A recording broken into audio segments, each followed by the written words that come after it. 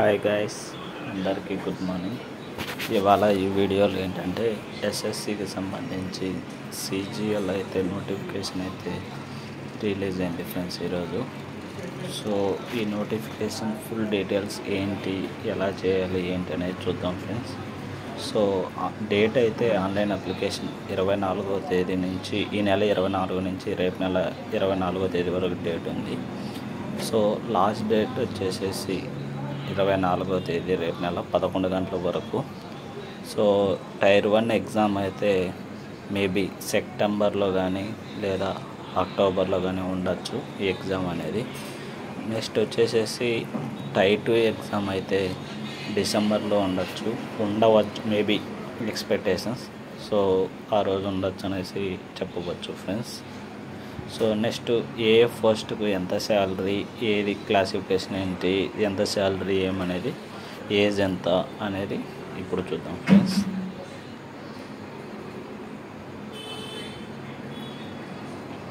So ఏ level ఎలా ఏంటి అనేది మొత్తం ఇక్కడ. నెక్స్ట్ వచ్చేసి మొత్తం వేకెన్సీస్, రిజర్వేషన్స్ ఏంటి అనేది. సో మనకు వచ్చేసేసి మొత్తం వేకెన్సీ వచ్చి 17,727 అయితే ఉన్నాయని చెప్పారు అప్రాక్సిమేట్గా.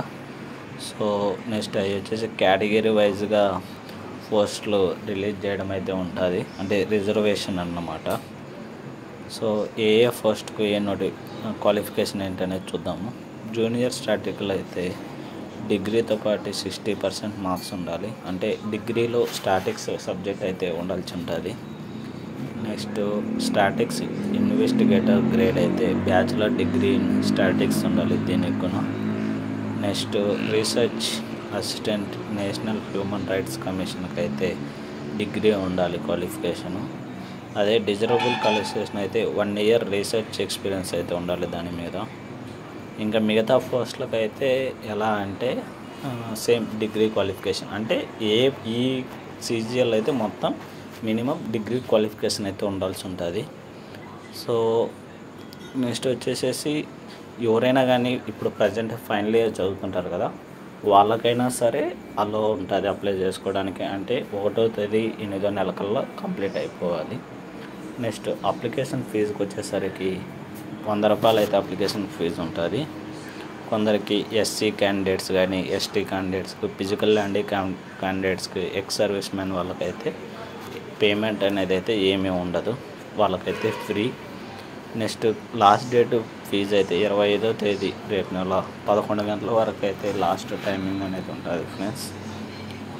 సో ఇది ఈ వీడియోలో. సో నెక్స్ట్ సెంటర్స్ అంటే మన ఆంధ్రప్రదేశ్ కానీ, తెలంగాణ వాళ్ళకు పుదుచ్చేరి, తమిళనాడు, తెలంగాణ వాళ్ళకైతే ఏ సెంటర్లు ఎక్కడ ఏంటనేది ఈ వీడియో ఫ్రెండ్స్. చీరాల కానీ, గుంటూరు కానీ, కాకినాడ, కర్నూలు, నెల్లూరు, రాజమండ్రి, తిరుపతి, వైజాగ్, విజయవాడ, విశాఖపట్నం ఇట్లా.